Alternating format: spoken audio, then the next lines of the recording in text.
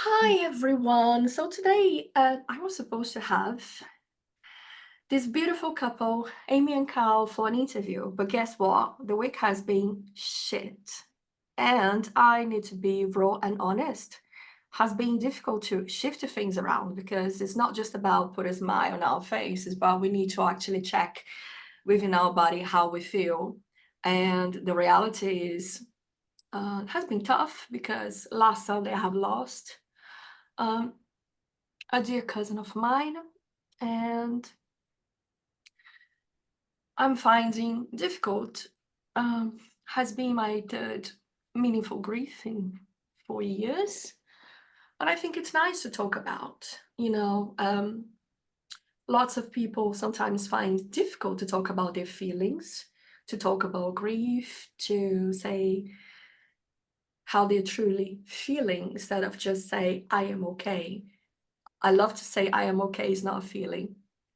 So have I been okay? No, I have been feeling a little bit of a sadness, emptiness, because it's sad to me to know that a cousin that was only 3 years older than me, I'm not going to be able to hug anymore. I'm going to be able to share memories anymore. And I know how death looks like. I'm not scared of death anymore since I had to deal with the loss of my husband. But maybe it's also the fact that I couldn't say goodbye. I couldn't be there for her, even if I wanted to. I come from Brazil, so when someone passed away, everything needs to happen the same day, and is exactly how it was. So even some members of our family, which is huge, could not be there. So that also hurted me, to be fair, because it was like she was so special and she deserved to have everybody that loved her around, even though we know this beautiful couple, by the way, they specialized in consciousness and be able to shift consciousness and awareness. So yeah, I thought, okay, maybe they can hold space for me. We can talk about all of this. And I'm getting lost in my thoughts, you see what grief can do with us.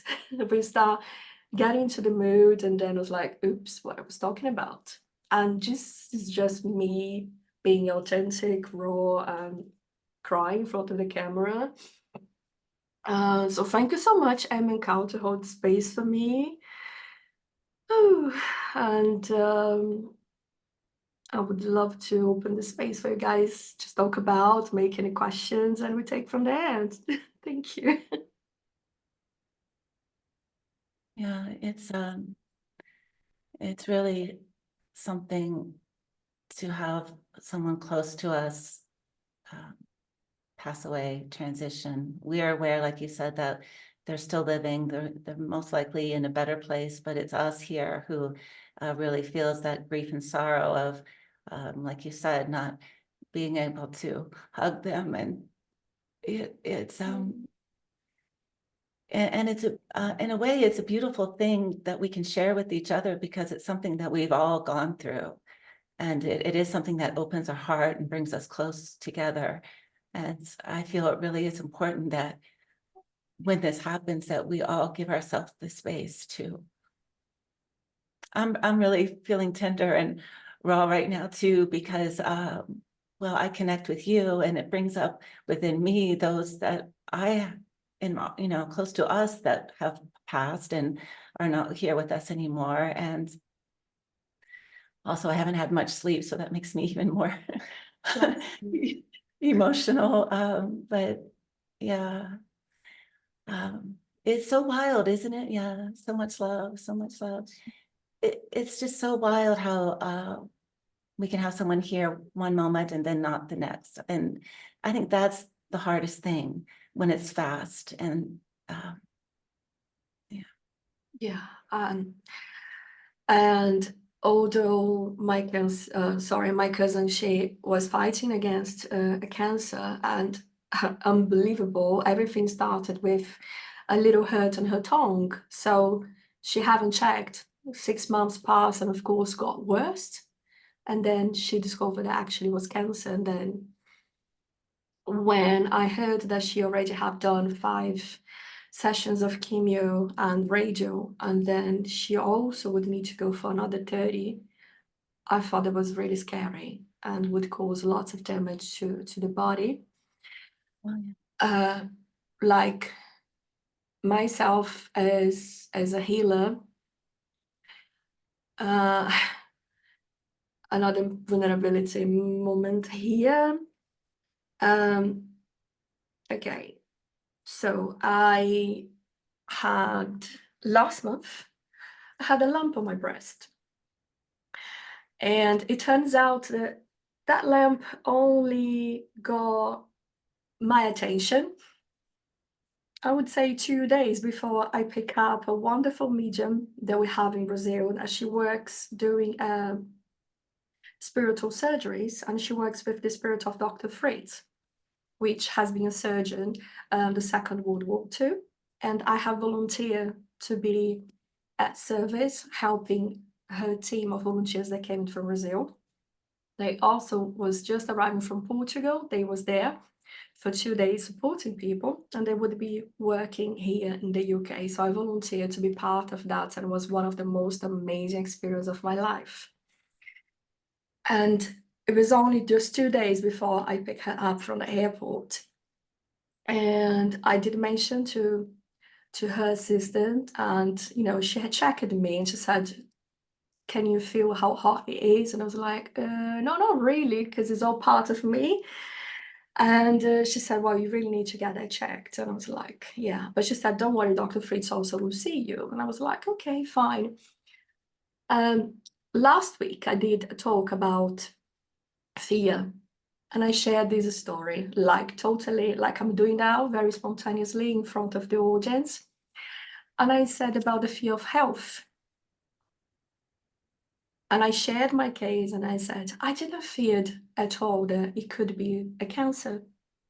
I didn't fear that it could be something, that it wouldn't be so good, because in my mind is, I don't need to worry. Everything's fine. Everything's under control. I was very aware about my thoughts to make sure that there was no need for panic. There was no need for worry about anything. Because in my world it was like, what's the worst that can happen ever? I will do my transition. That's not worry for me. So the other thing that I have remembered is I couldn't save my late husband when he had his heart attack. And then I had to deal with that part of the grief too. I felt as a healer, I felt like a fraud. Until with time, I actually have studied more. And I have understood that so many other great mediums from the past, including José Arrigo, which was one of the first person in Brazil that have received and worked with the spirit of Dr. Fritz. I believe for over 20 years, I can't remember the exact timing now. I recently watched his movie, and I was shocked to learn that he knew that he would have a certain time working with Dr. Fritz. He knew after that time his death would come, and he knew exactly how he would die. It was interesting to watch the movie that he, through the, let's say, through the inspiration of be working with Dr. Fritz saved one of his sons. His other son had some issues with his legs, and his son asked him, "Why you cannot save me?" And he said to his son, "Unfortunately, this is not how it works. Sometimes we need to go through certain lessons. Our body needs to go through certain lessons and pain." And it turns out that even José Arrigo, he was not able to be saved by Dr. Fritz. He had heart conditions. And this is exactly how he had passed. He had a heart attack while he was driving. So that have bring me like that huge understanding that yes, maybe this is how it is.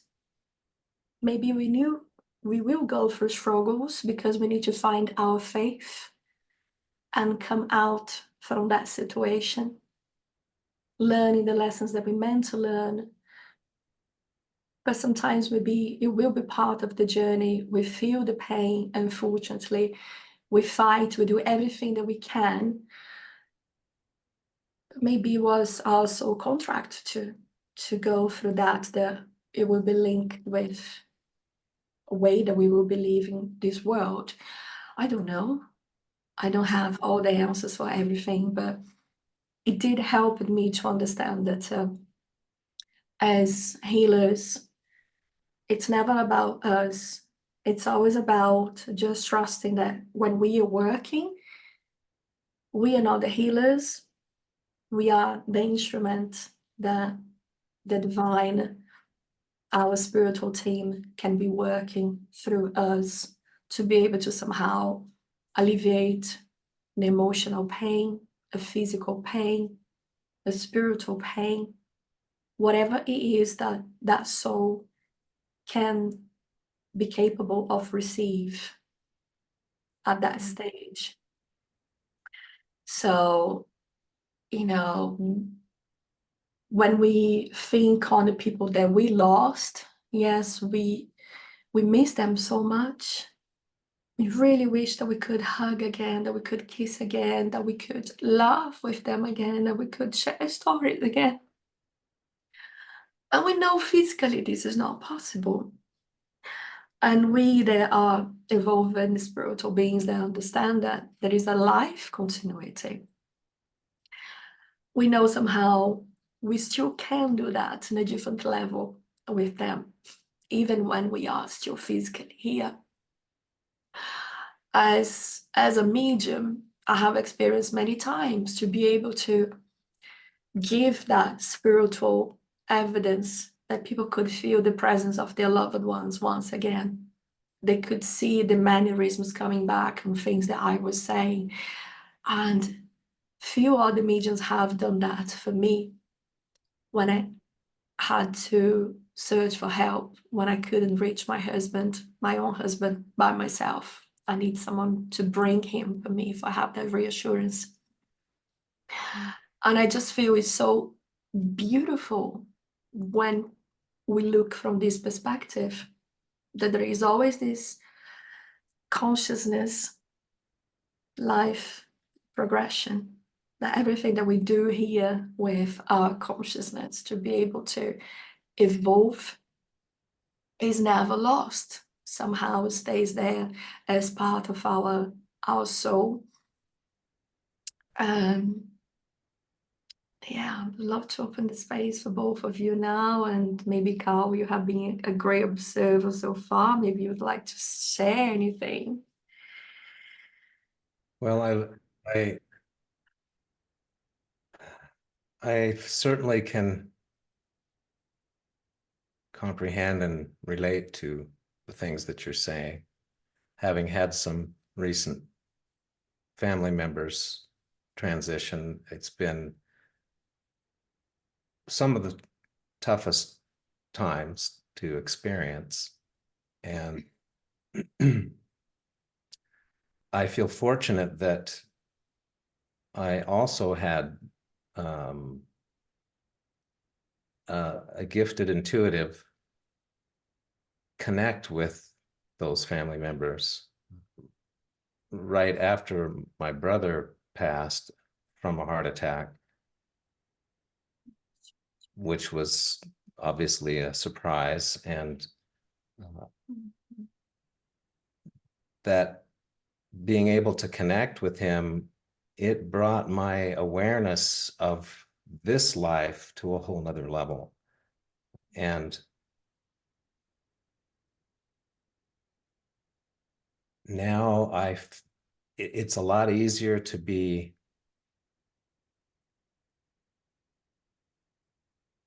feeling centered and calm and connected to my loved ones in another way, because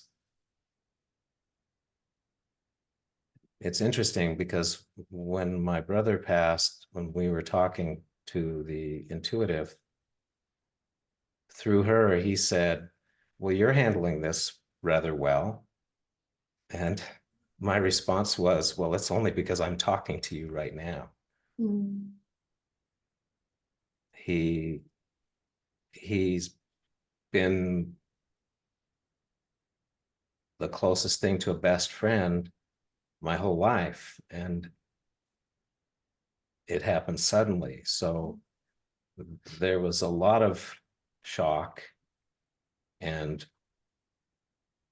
I was very grateful to have that intuitive be able to connect with him so soon, to bring my awareness and my perspective on things to another level. And now he's actually assisting me in the work that we're doing. Beautiful. Mm. So I believe you're correct what you said about we have, I'm just paraphrasing, that we each have our own purpose here, and the time we spend here is unique for each one of us, and that things don't always look exactly how it looks from the bigger picture. Being able to have a conversation with my brother like that, I got to see some bigger picture perspectives of his, and how he's now looking at things that we talked about and would in our life together, in our conversations when he was here, fully in the physical. And in some ways, there's fulfillment and connection like I could have never had before. Because in this life, I could feel those feelings were there, but because of just life situations and things, we never really were able to get to those deep conversations. And so it's shifted my whole perspective on this experience here. And I believe that when we are able to come from that more big picture perspective, we can actually tune into their energy more easily, because they're not, this is my own belief on this. I believe that as they've moved to that next dimension, we'll say, or level, that they're not in a sad place. So if we're grieving and we're sad, we're actually at a different frequency of where they are. So it's not as easy to connect with them. And that might be easier said than done, but the idea, it's assisted me that when I was feeling feelings of sadness, I reminded myself that I can actually connect with him now because he's still present, he's still living, and I can connect with him, but only if I can elevate my frequency enough to be on that same, well, frequency in order to have that connection, have that communication. I love that. And that is so true. That's so true. And this is why I had to have other dear friends of mine that are mediums to be able to bring that closeness, because I was far away to be on that same, let's say high frequency, to be able to reach my own loved one. Even though I could feel him, I knew he was there. But we also need a reassurance. Sometimes we may hear things and we think, no, maybe it's just our mind making things up. And it's so beautiful when someone can bring somehow the vibration that you can hear those jokes again, those memories that you used to share some, so closer to your heart. it's like everything just comes so vivid again within your mind, within your heart. And I feel that's the beauty, you know, when we can develop our sensitivities, develop our gifts, develop our mediumship, and be able to do that for ourselves and feel so close to our loved ones. And this is specifically case because there is, you know, some illness involved. My experience is sometimes the spirit does need to stay also receive some healing once they do their transition until they probably can feel energetically talking in a better position to understand what really has happened to them. And that's what I have learned from many spiritual movies that I have watched in the past, and also a few books that has been written by Chico Xavier, influenced by other spirits that has disincarnated. So the truth is, we only will find out when we actually will be on the other side too. But that's the beauty of not knowing everything.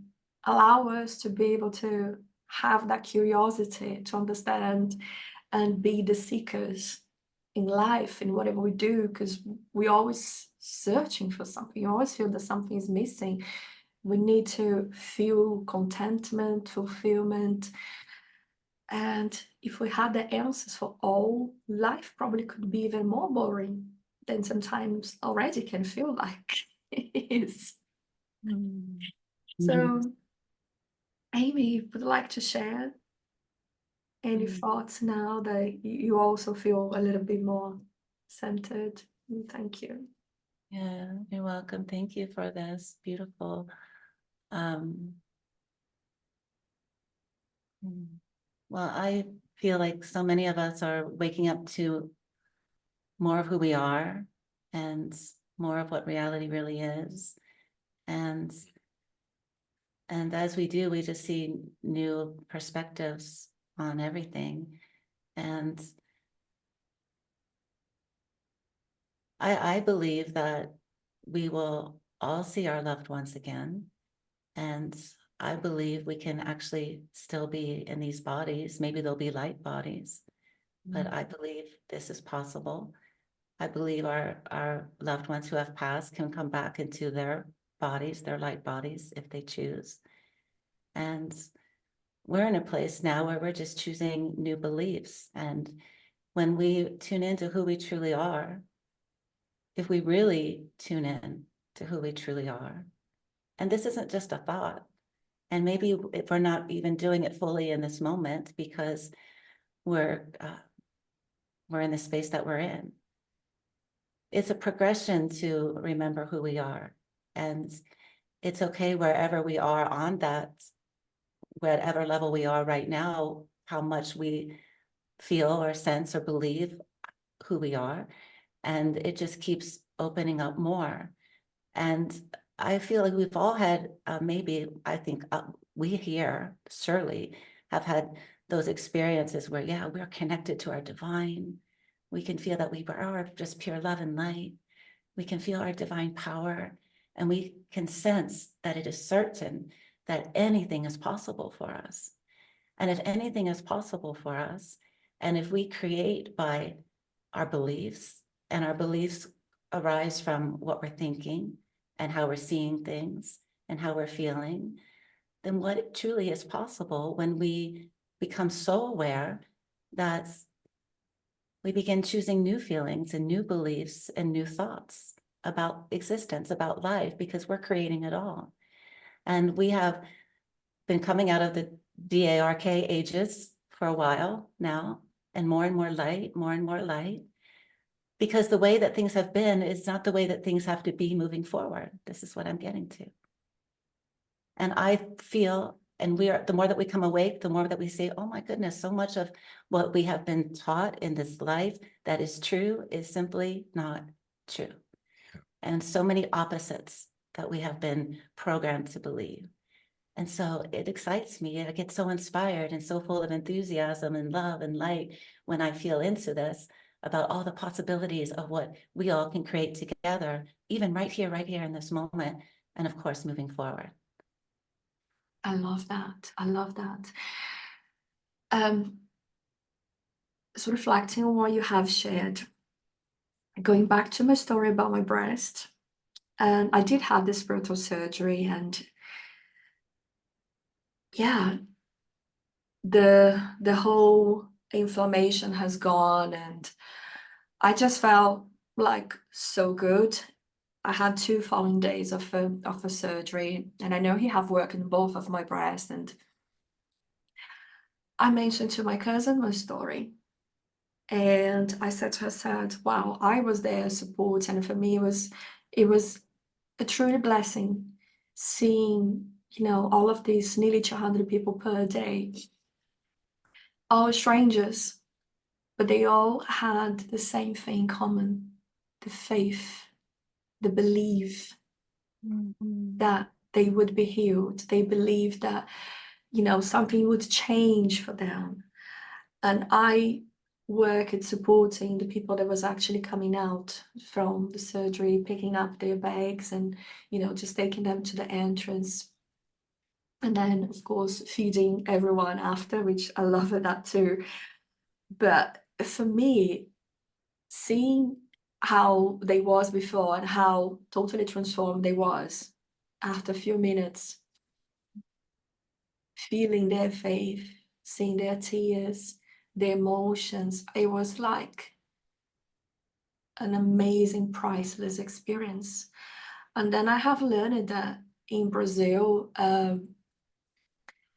they do this work every weekend, 2 weekends in Congonhas in São Paulo, and 2 other weekends in Sabará, Minas Gerais. And in Sabará, apparently they receive 700 people that receives a surgery from Dr. Fritzz over the weekend per day. Yes. So like, right, I'm coming. I would love to be able to be at service and somehow, you know, help out and have this experience, you know, for 1 weekend, 2 weekends, it doesn't matter. So I'm actually going to volunteer again in November. They're coming to Portugal again, end of November. It's, for me, it's a true blessing. And I will never forget when I had picked her up in the airport, she looked at me, she gave me a hug, and she said, "Your eyes bring so much wisdom."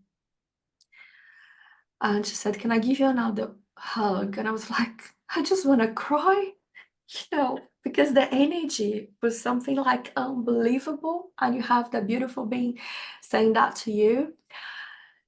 It just feels like, you know, we look to people and we tend to judge people by how they look like, but we never look to people looking them with the eyes of our soul. And that for me was a reminder of that, the importance that we have in evolve as human beings and be able to look people and, you know, meet them where they are in their journey. So I shared this experience with my cousin, and she said to me, "I'm very happy for you that you have been healed, but unfortunately, I don't have the same faith that you do." And that was her last words for me, the last time that we have spoken. Yeah. So I feel that for anyone that will be watching us, just remember that it's not only about the power of your belief, but the power of your faith, the power of your truth. Yeah. And always remembering that no matter what the collective consciousness can say to you, is you that need to defy all the odds. Is you that need to embrace who you are remember who you are, remember your strength, remember that as a soul, as energy, we never will feel pain, we never will feel hurt, we never will feel that anyone can have any power over us, because we can feel so connected with our truth, with our power. Ooh, we could finish now. Mm. Yeah. Sorry, I'm just gonna open the space again for any of you who would like to share anything or say anything. Well, I really appreciate you sharing all that, and it's so touching and so beautiful. And you know, other emotions come up too, because that is a thing for most. It's like that was my journey. I think are we all on this path to come to what you're talking about, to come to the place where we can have that faith, where we can have that belief, where we can have that trust. And for me, that was a really long journey, and it was so painful because I really thought something was not right with me, because I wasn't able to believe, I wasn't able to have that faith and trust. And that was been my work to come to this place where now I can. Mm. And if I could have one big wish for every beautiful soul here living on earth, would be that everyone could in a moment clear out anything in the way of them remembering who they are, clearing out anything, because we've all been programmed against ourselves. So it's no one's there's fault. There's nothing to blame for anyone listening or anyone out there who, like your cousin, wasn't able to have that faith, you know, have that belief. It's not their fault. It's really how we've been programmed, how we've been conditioned here in this life. And this is what we're waking up to, who we truly are. And that those beliefs, that conditioning and all that stuff is just all an illusion. It's not who we are. But it is up to us, because we have free will. It is up to us. Everyone has to do it themselves, to go inside and say, what is going on within me, and what is not who I am, and how can I clear this out? And everyone will find their own way. But it is the most beautiful thing when we do come back to who we are, and we all can. When we come back to who we are so much, so deeply, and it's so felt in our body that there is no more doubt, you know, that in a moment we can have that faith, we can have that belief, we can have that awareness that all is good, that all is good. Yeah. There is a beautiful song in Portuguese that says, I believe the translation will be something like, God, you know, do a miracle in me. Or I believe that's something like that, the translation. So apologies if I'm wrong. And that brings so much faith and so much emotion. Listen that song and knowing that it was played while people was there waiting to receive, you know, their healing, waiting to see Dr. Fritzz. And like in my mind, it was like, wow, the amount of love, the amount of positivity, like the healing energy that I could feel just in the room. It was just beautiful. And then where the love and the faith in a positive way, yeah, and that true love essence is united, there is no place for mental health issues. There is no place for feel insecurity. There is no place to feel anxiety, to feel depressed. Yes. It doesn't exist there. Those things just don't exist. No, They're different realities. Yeah. no. Yeah. I'm gonna make you guys laugh now, and I don't believe I'm gonna share what I'm gonna share. So, oh dear. No regrets, I'm just gonna say it. So, I went to do my mammogram this week, and this was one of the reasons why I decided not to go to Brazil too, because it was important for me to do my checkup, and everything was fine. But the way it happens is you first do the mammogram, and when I went there, I usually go every 2 years to check, and I know I have cysts and dense tissues. But when I went there over 2 years ago, it was really sad to me because it was my first time going without, my late husband. So I was just crying all the time, thinking I can't do this without him. So I was crying, talking to the doctor, and then in my mind was like, oh my God, I need to do a mammogram because I'm over 40 now. My mom, my aunties, they all said this is so painful exam. And the lady that was there, I told her how I was feeling. Just said, no, don't worry about it, you will be fine. And then I just felt like she was dancing with me while I was doing the exam. And I was like, no, you just put your breast here, you're not going to feel anything. And the machine is coming and compressing the breast. And I was like, yeah, I'm having fun. And this time, although I have remember how I felt, and it was really painful after, because after you do the mammogram, you need to do the ultrasound. And then within the ultrasound, she does do an X-ray exam. And then in my case specific, you receive lots of beautiful syringes being injected on your breasts for remove to expire, the fluids. They are there causing the tissues to be very dense, and the pain, that we feel. This is why I'm just gonna get up now because I want to make this fun. I just love my breast. I love the size of my breast. I love the breast for exactly how they look like, because I wouldn't be able to take something larger. I don't feel jealous at all for whoever has big boobs. I said I would make this funny because I know how painful it is, just to have the size that I have, which I love so much. But then this week, it was someone totally different. And I shared how was my experience that, we just danced around the mammogram machine, and she hadn't made that fun at all.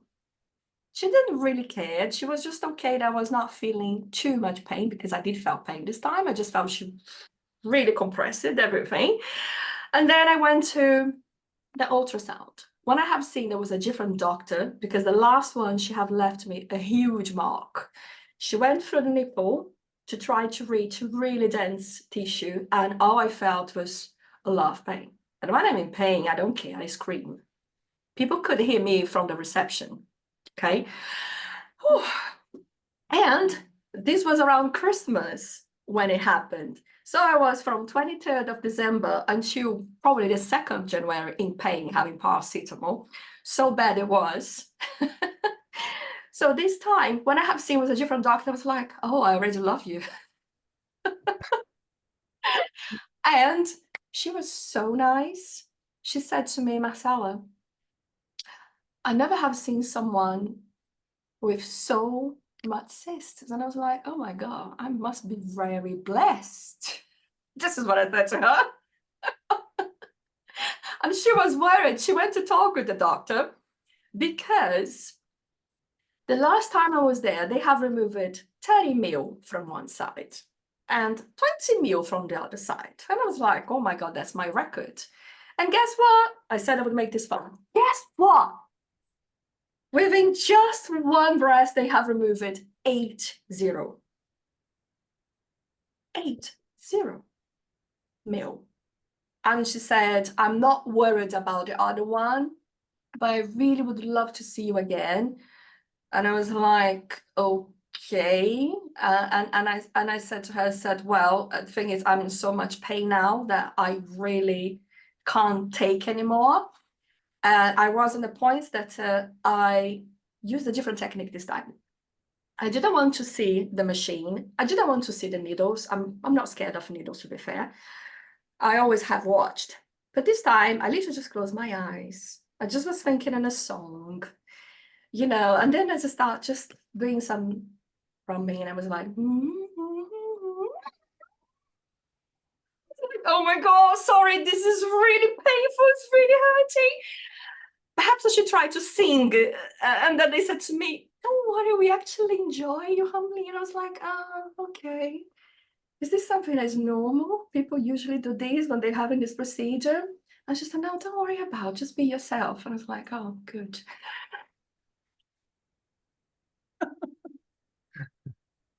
That's my comic side, but this is actually what's true. I know by the time I left there, I was thinking, oh my goodness, 80 mil less? How I'm gonna cope? I don't feel any different. I feel in less pain, to be fair. But the truth is, how many of us would have feel so scared in a situation like this? That we know something may be wrong with our body. We allow those thoughts to just go on the what if mode. Yeah. And what I did is, I know I need to go through this. I want to make sure that I'm watching my thoughts. And, you know, I had some friend asking me, how you feeling? I'm sure you're going to be okay. And I was like, not actually even thinking about. I have other things to process that for me, they're more important today at this moment. And when I'll be driving to the hospital, I'll see what's going to happen. And as I was doing that, and I was like, nah, I got so many things to think about. I need to process this grief. That for me is more important, is the pain that I want to focus now to allow myself to feel so I can let it go. It means I have dealt with it.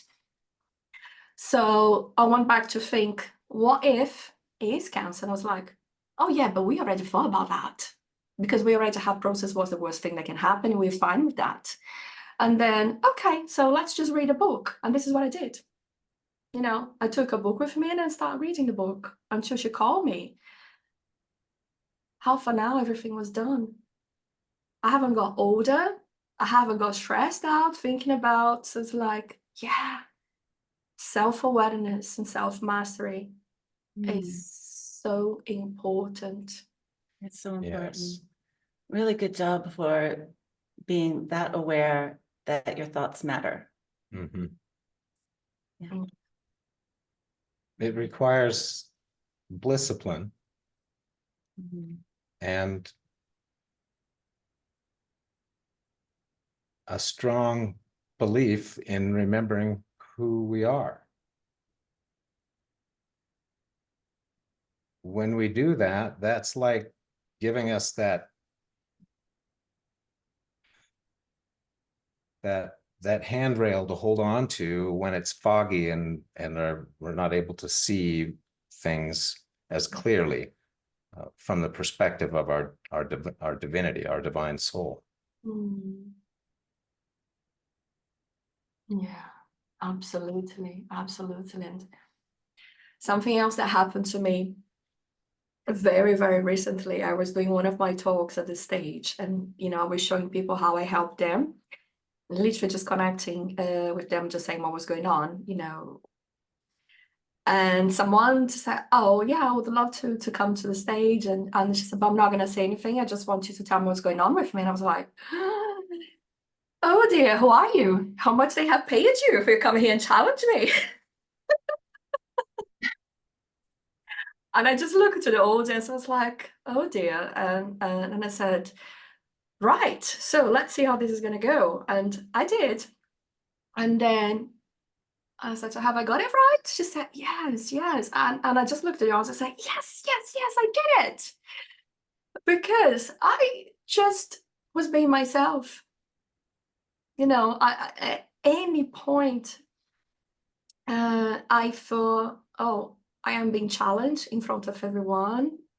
You know, who is this person and how dare her? No, I was like, I need to meet her where she is now. And she just wants to know who I truly am. If I am really this person that can help others without they even say a word. And I did. And then she came in to talk to me after. Because one of the things that was going on with her, I just said, and there is something else too, but it's really private and I cannot share. And we had a conversation and, you know, she just loved it.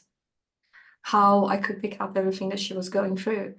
And I did say to her, you are one of those people that show so much confidence. You are a risk taker, you know, but there is this other part of you that, which is this part of ourselves that we really want to hide. And I have been there, you know, wanting to hide because I was scared of so many things, of toxic people. And then when you come to the realization that I have dealt with all my traumas, I understand where my triggers come from.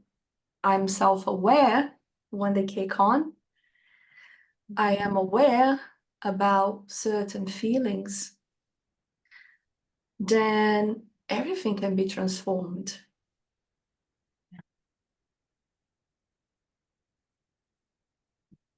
Mm.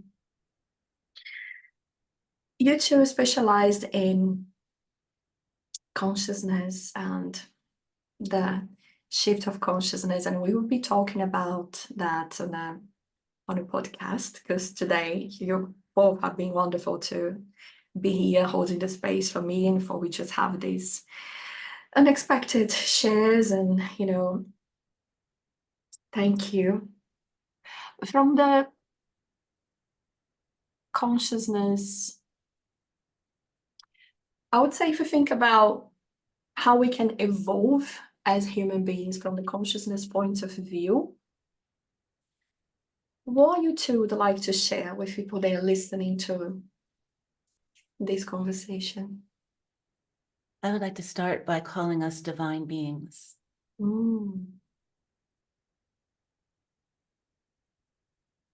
I think I like that. Yes. Can we begin calling ourselves what we truly are? We're not human beings, we're divine beings. So let's call ourselves who we are. If we'd like to remember who we are, let's begin with that we are divine beings. And I love what you shared. And it is because you have done the work, we have done the work, we have been on this journey. And when you have been on the journey and when you've done the inner work, it takes doing the inner work, we become more aware, more aware, more aware. And in that moment on that stage, you became aware of who you are and you didn't let yourself go down that other path. Okay. And you stayed true to who you are. And when we stay true to who we are, everything isn't within us. And it's your gift. That's what you're here for, to do what you do. And in that moment, you did it beautifully. You did it authentically. You were just shining who you are. Good job. Good job. And we say job is our joy of being. So our job is joy of being. Yeah. So you are in your joy of being. Good job. Yeah, that is true.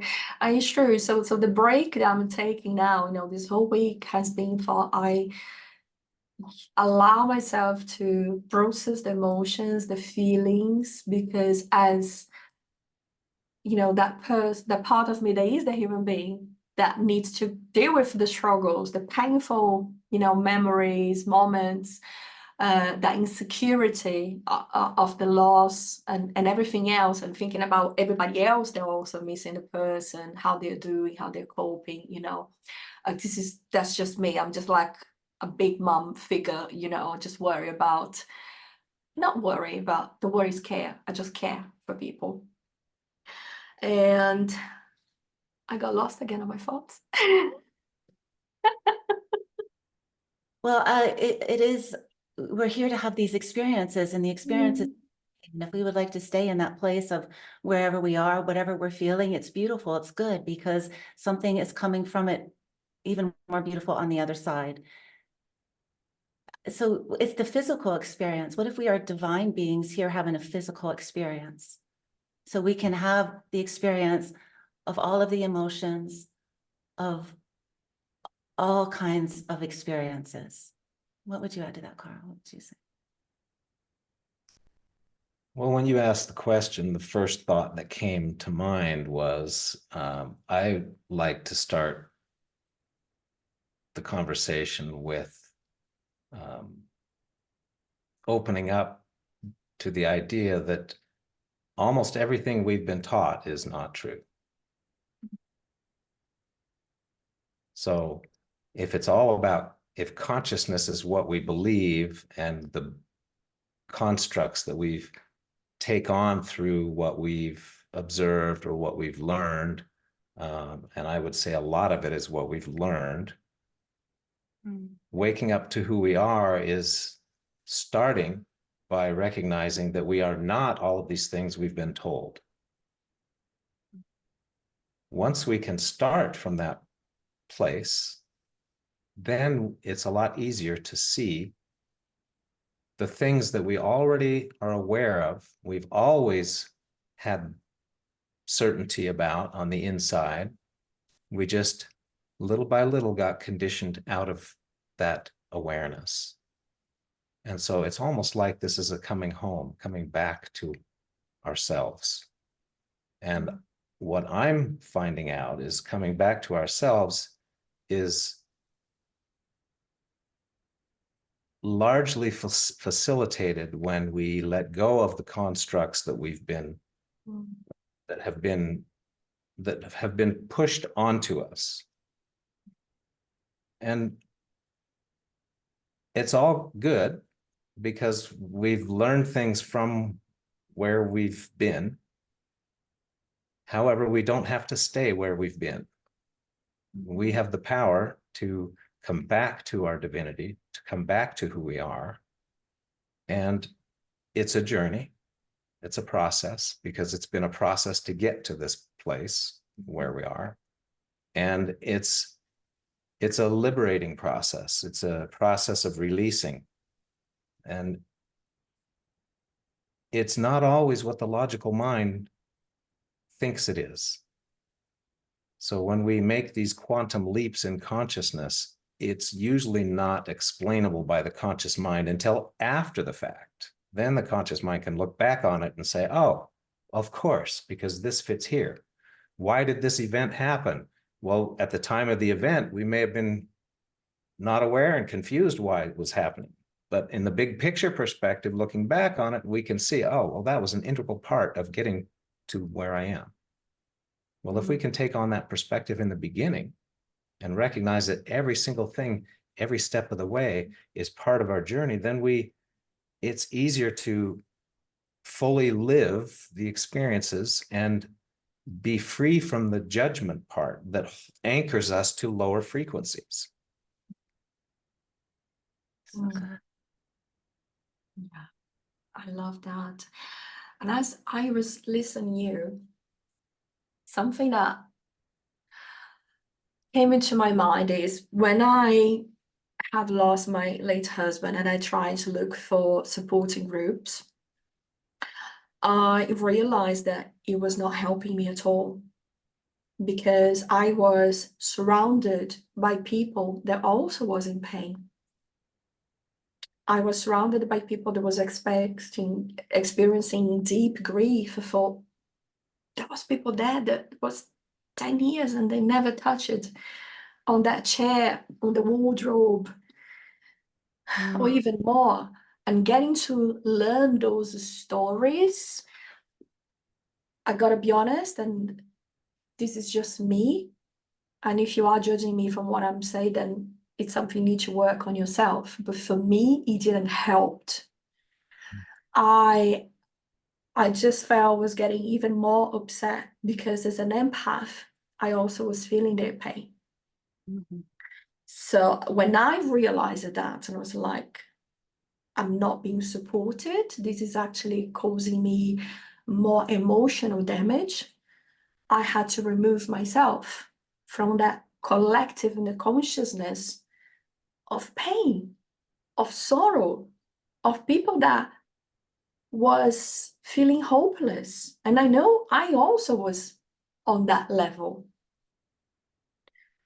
But then I realized that if I wanted to overcome my own grief, I never would allow myself to be influenced by anyone else's experience with grief. I never ever have read any books about grief.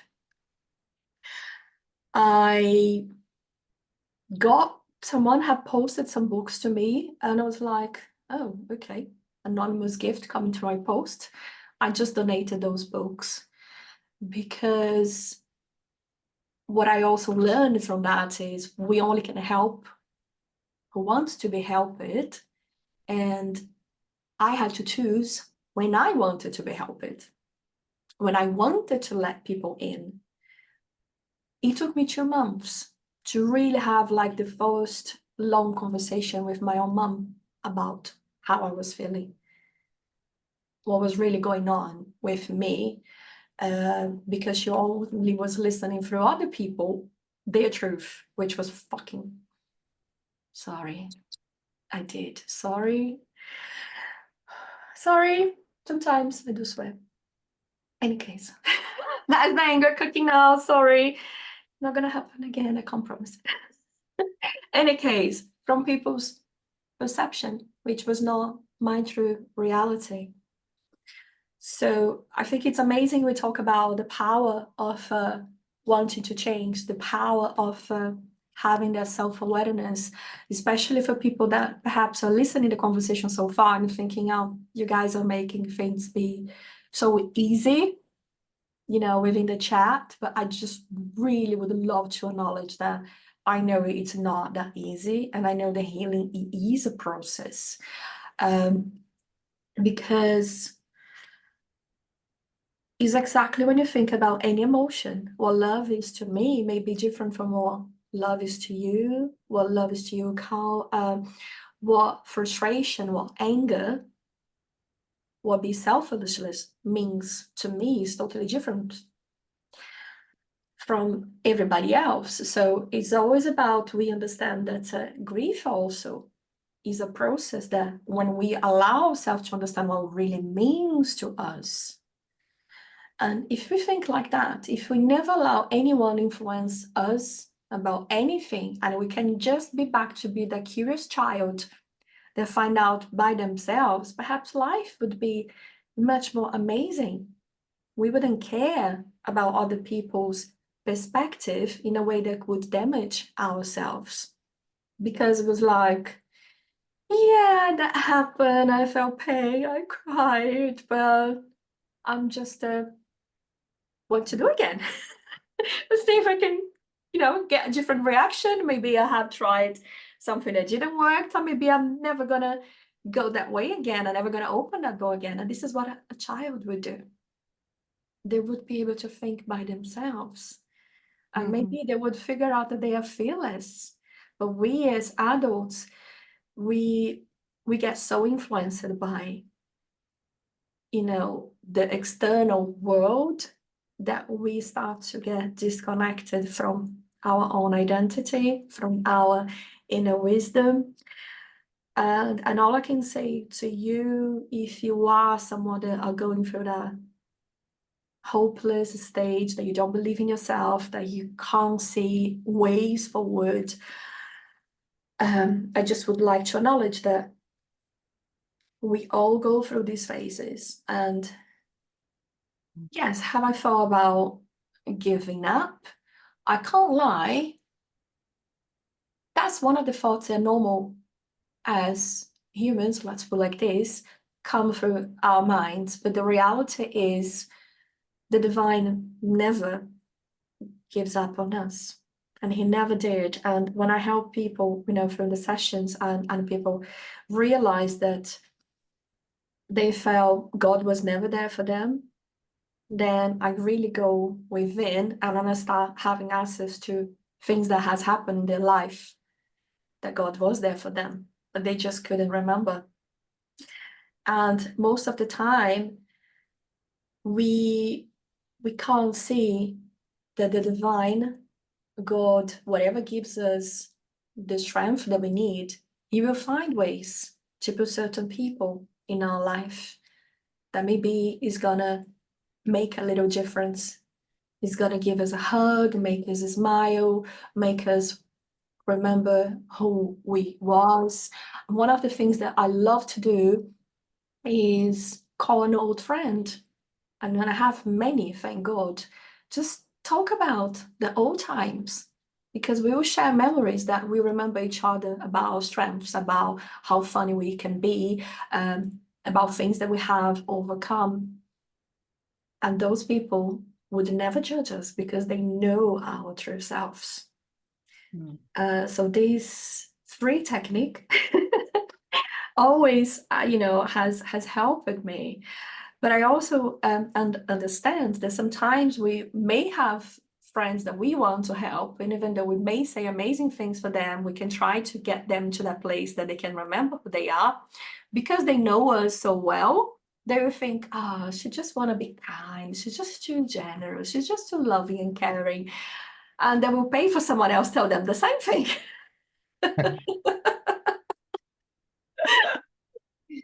Yes, that's true. Yeah.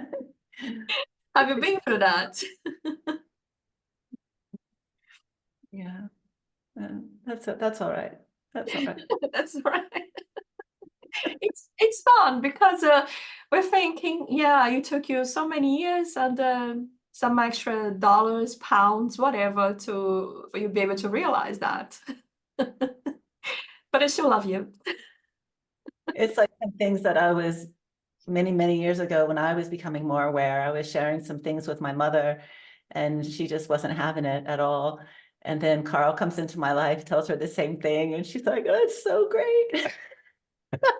Here we go. And it took Carl for her to come on board, and so it's all right. It's all right. She couldn't hear it from me, but she could hear it from him because we were too close. Yeah. And how could her daughter all of a sudden have so much wisdom to share? What happened to her? Wasn't like that before. Well, I'm sure Yeah. Carl have felt very important in being able to give, so much wise advice. Well, that's nice. It makes me feel good. Yes. Oh, sorry, so many wise advice. But you can laugh about now. It's not like coming a place of a judgment, oh, how dare she never have listened to me? And there's no anger, there's no frustration. It's just like the fact that yeah, it's Yeah. actually fun now to think about. Yeah. Mm-hmm. Yes. Yes. Mhm. All good. Whatever it takes. Yeah. Yeah, I think sometimes as parents that can happen too. Something happened, and all I get nowadays is, it's okay, Mom, you didn't need to remind me that you was right.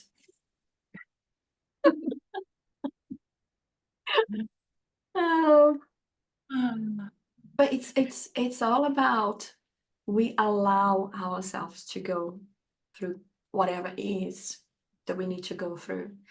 And if I haven't allowed myself to be here having this, open heart conversation, that perhaps this is exactly what I needed for tomorrow be a better day, and I feel even better because I have spoken my truth, and in a way that we actually have made space for sharing these beautiful stories and show our vulnerability, share our wisdom, and be able to support others somehow through the pain, that I have been feeling, for the pain that you guys also have felt when you have dealt with, the loss of your loved ones. Mhm. Is there anything, when I shared about other people feeling the pain, is there anything around that theme that you both would like to share your own experience, or any words of wisdom for them?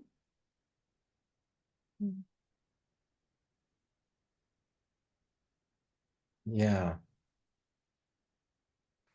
It kind of comes back to what I said earlier. Everything we've been taught isn't, there's a higher way than the things that we've been taught. And I do believe that support groups and things like that, they might have a good purpose, focus in the beginning to what they're doing. However, this is an area where I believe we've been taught backwards, because it's what we focus on that expands.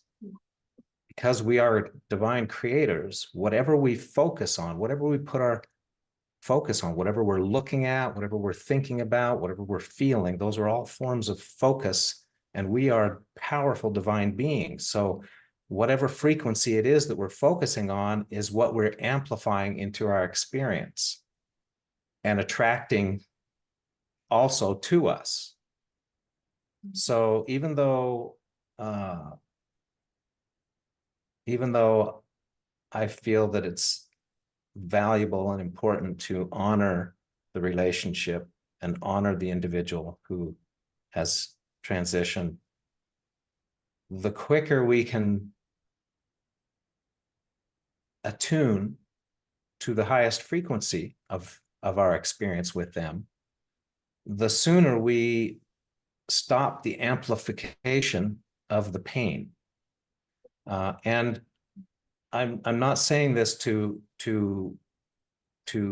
suppress or push anything or hide or cover up anything like that. That's not what I'm saying. What I am saying is we allow it to come up and we feel it, and then we do very practical steps to clear that energy, because this is one thing that I've learned from my own experience about myself, and that is that there's something about pain. There's some kind of familiarity. Maybe it's the chemicals that come into our body, that it's easy to get kind of hooked on that. It's easy to get pulled into that, that frequency, and not as easy to get out of it. Easy to get into it, but not as easy to get out of it. And in the end, what we're focusing on is expanding. So what I've been learning is that we can honor those things. We don't have to stay in those frequencies. We can find ways to elevate and be at higher levels in our frequencies. And it's only a good thing to do that. And our loved ones would only wish for us to be in these more elevated frequencies. So as long as we're not in a denial state about our feelings, there's definitely tremendous benefit from moving through them quickly and purposefully elevating our frequency. So not just jumping without having stability of increase in that frequency. So we allow ourselves to feel that, because that's the truth of where we are in the moment. And then we purposefully elevate that frequency so that we don't have to stay there, because there's no, how can I say this? There's no, like, we're not going to get a badge of honor for holding on to pain. Mm-hmm. There's not a purpose in that way for holding on to pain. And I think that's something that's been kind of a conditioned element that we've all been experiencing, maybe from culture. Who can say where it's come from? But that if we're not holding on to the pain, that we're not respecting, or we're not honoring. And I believe that they're two different things.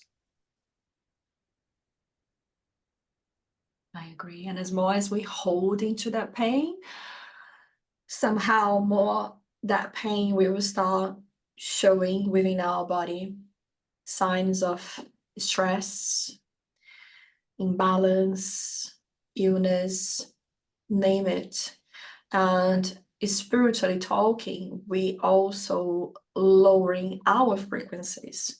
That's right. Making space for all the frequencies that will be on that negative level that we are to be surrounding us too. And it took me, a few years to realize that, to be able to actually experience that. And for me, it has been an amazing experience to be able to feel that, because now I can actually, when I am at services supporting other, I can recognize this. Yes. Just as an example, so I was on an event, and then suddenly two people come and talk to me, but one, she couldn't stop. looking at me, and I just felt I was being psychically attacked. And I look at her and I said, "So who are you? What do you do?" And then she said, "Oh, I am X, and oh, but maybe you are asking that because you're feeling something with me." And I was like, "Yes, I am." So she said where she used to belong, and I was like, "Right, now it makes total sense." So I said, "Okay, give me a minute." So I had to deal with that within my energy and then help her. And then she said to me, "Thank you so much. I feel much better now." And then she looked at her friend. She said, "Oh, but my friend is still there." And I was like, "Yeah, but your friend knows how to manage the energy." And I said, "Nothing is happening with your friend's energy. She's controlling and she's holding the space. She's fully aware, but not you." And then she said, "Oh, I get it now." And I was like, "Yeah, I got that too. So thank you for that experience." And then she said to me, "Well, whatever you did, I'm feeling much better now. Thank you so much." So again, I wouldn't be able to identify if I have had the experience myself too. Um, we sometimes feel headaches, and we know there's nothing wrong with us. We sometimes feel that our blood pressure, for example, is high or is too low, and you check and you are absolutely fine. So it's not really about you, you're just picking up other people's energy or frequency, vibration, and again, going back to the self-awareness. What can you do when you are aware that it is time to quickly do something and change, that vibration? And I feel this is why sometimes people look into the coping mechanisms that they believe are suiting them, because just helping them to relax, giving them some sort of pleasure. But even those sorts of pleasure can also have a negative frequency there. They're just not aware at all. Okay, I don't know where we're going with this conversation now, but does anyone would like to say anything from your own experience?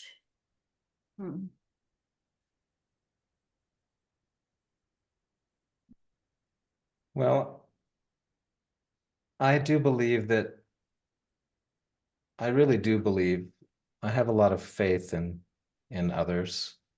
And I do believe that most of them that are doing things that are, we'll say, crossing dominion, trespassing on somebody else's space type of thing. I believe that a lot of that's been conditioned into our culture. And so I like to do my best not to hold on to any judgment about that kind of thing, and recognize this. I'm not saying it's always the easiest thing to do in the moment. However, the more I adopt and take on that position and that perspective, the easier it is to feel the divinity in others. And when I tune into that, I feel the compassion for their current position and what they're going through. And it restores my faith in the goodwill of that exists between all of us.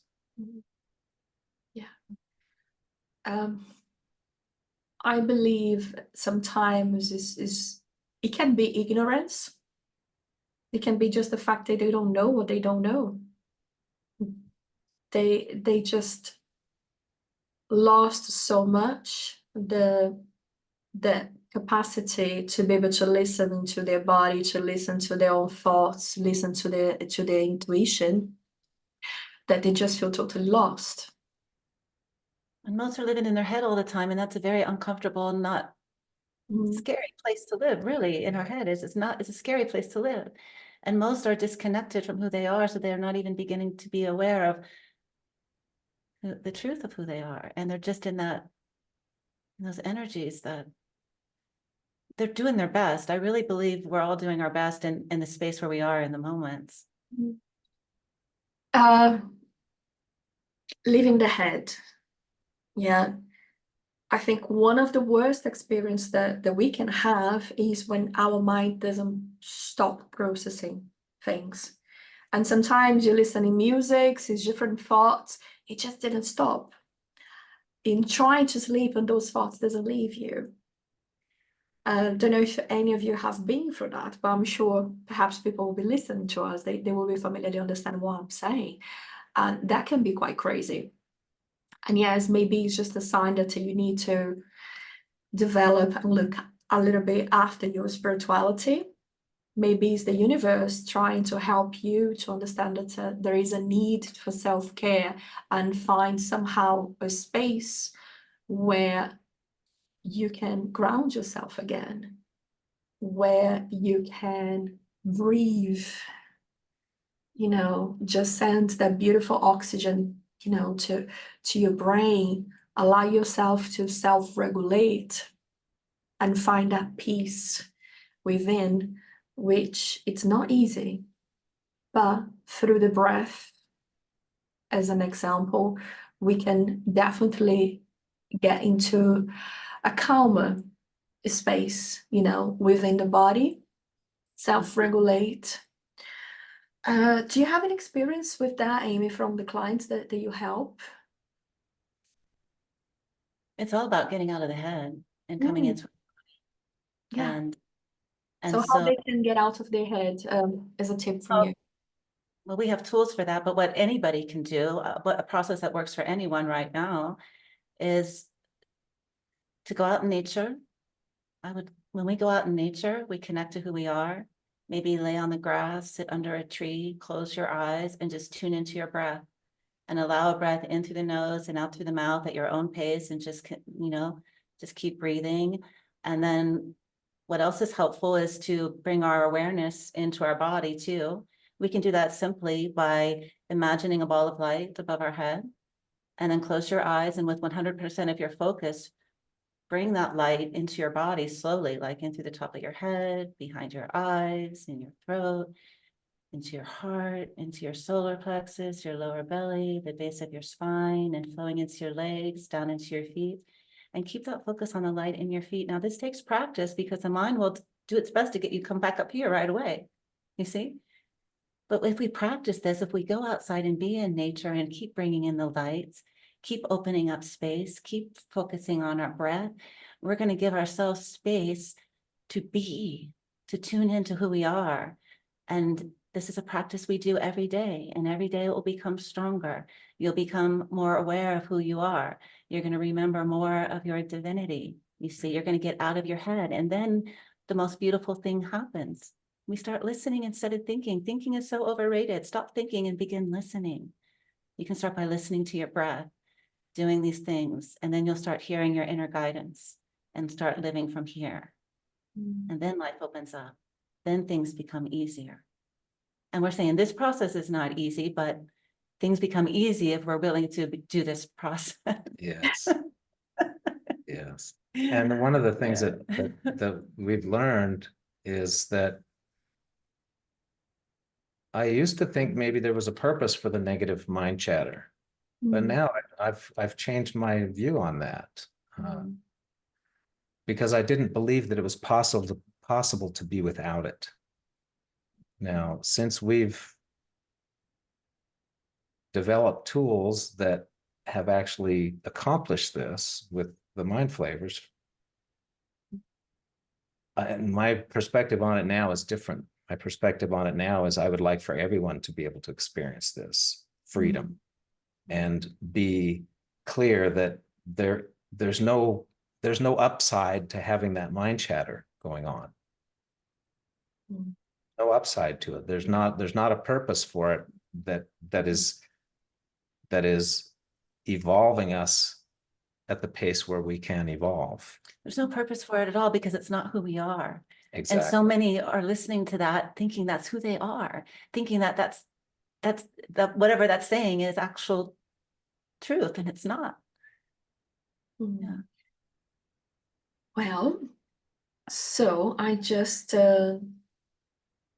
would like to say that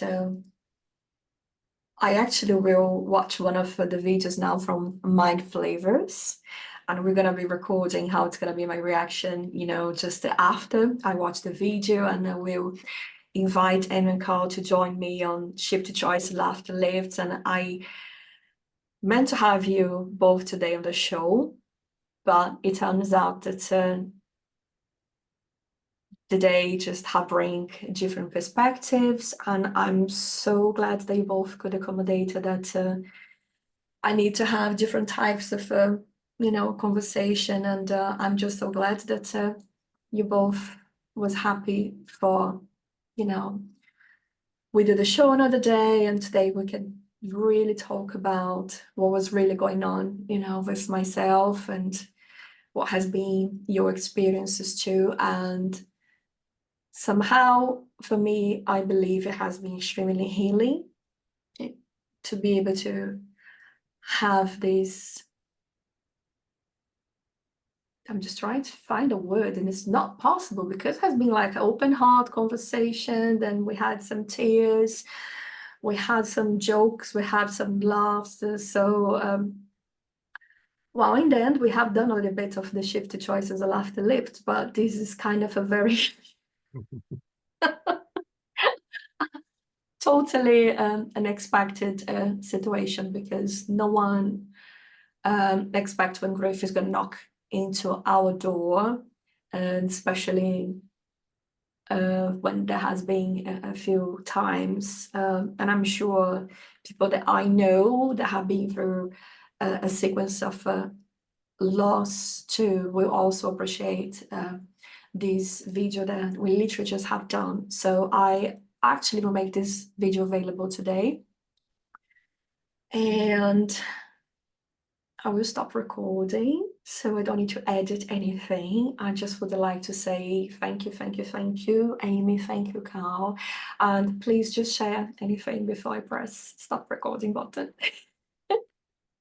The healing has been the self-expression that you've allowed yourself to share and that we've all done together. So there's so much healing in just allowing ourselves to speak, to express, and to be heard. That's so beautiful.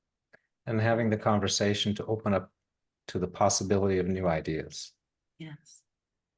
Yeah. Very beautiful. Thank you. Thank you, everyone. I will stop recording now. Here we go. Where is it? Probably need my glasses. Here we go. Stop video. Thank you. Oh, that's stop video. It's not stop recording. Oh dear. Here we go.